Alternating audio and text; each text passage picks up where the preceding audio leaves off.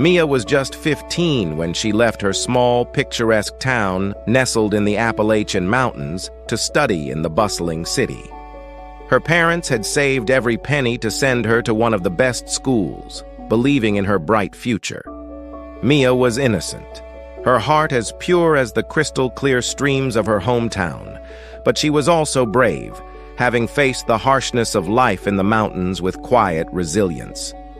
As she stepped into the city, its towering skyscrapers and rushing crowds overwhelmed her. But Mia was determined. She was here to study, to make her parents proud, and to learn about the world beyond her small town. At school, Mia quickly realized that things were different here. The other students, dressed in the latest fashions and speaking in a way she barely understood, seemed so much more sophisticated. They laughed at her traditional clothes, mocked her southern accent, and made fun of her innocence. But Mia didn't let it show that she was hurt. Instead, she focused on her studies, believing that her hard work would eventually win their respect. But one girl, Emily, took particular pleasure in making Mia's life miserable. Emily was the most popular girl in school, and she saw Mia's innocence as a weakness. She would often make sarcastic comments, push her in the hallways, or spread rumors. Despite this, Mia remained kind and never retaliated. One day, Emily decided to pull the ultimate prank on Mia. She spread a rumor that there was a haunted house near the school and dared Mia to spend a night there. Emily and her friends planned to scare Mia in the middle of the night, expecting her to run away in terror. To everyone's surprise, Mia accepted the challenge without hesitation. That evening, she packed a small bag, said a prayer, and headed toward the so-called haunted house.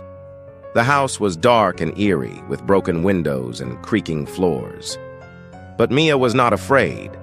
She had faced real dangers in the mountains, from wild animals to treacherous weather. Ghosts, if they existed, didn't scare her.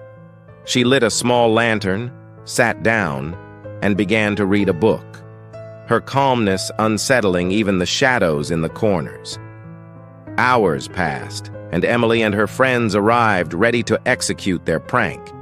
They tiptoed through the house, making spooky noises and rattling chains, expecting Mia to scream in terror.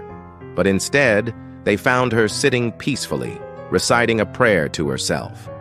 Suddenly, an eerie wail echoed through the house. Emily and her friends froze, their plan forgotten as genuine fear gripped them. They had no idea where the sound came from. Just as they were about to run, Mia stood up and walked toward the source of the noise, her lantern casting long shadows on the walls. To everyone's shock, Mia found a small, hidden room where an old woman was lying on the floor, shivering. The woman was homeless and had been living in the abandoned house for years, too weak and sick to leave. Mia immediately recognized the signs of illness. She had seen them in her town before and knew what to do. She covered the woman with her shawl, offered her food, and gently spoke to her. The old woman, touched by Mia's kindness, revealed that she had once been a respected teacher but had lost everything in a fire years ago. Emily and her friends, watching from the doorway, were stunned. They had expected to scare Mia, but instead, they were witnessing a display of compassion and bravery unlike anything they had ever seen. Overwhelmed with guilt and shame, Emily stepped forward and offered to help. Mia, with her usual kindness, accepted without a word of reproach. News of Mia's bravery and the old woman's rescue spread quickly through the school and the city. Mia, once mocked for her innocence, became a symbol of true strength. Emily and her friends, humbled by the experience, became her close allies. They learned that courage wasn't about facing ghosts or bullies, but about standing up for what was right, even when no one else would. The old woman recovered and, with the help of Mia and her new friends, started teaching again, this time to children who couldn't afford an education.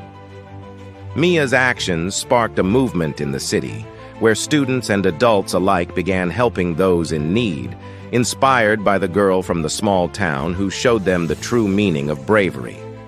And as for Mia, she continued to study hard, her innocence still intact, but now recognized as the strength it truly was. She had come to the city to learn, but in the end, it was the city that learned from her. Years later, Mia became a well-respected doctor, known not only for her skills but for her compassion. The city, once a place of fear and mockery, became a place of kindness and support, all because one innocent girl from a small town had the bravery to face the darkness with a light in her heart.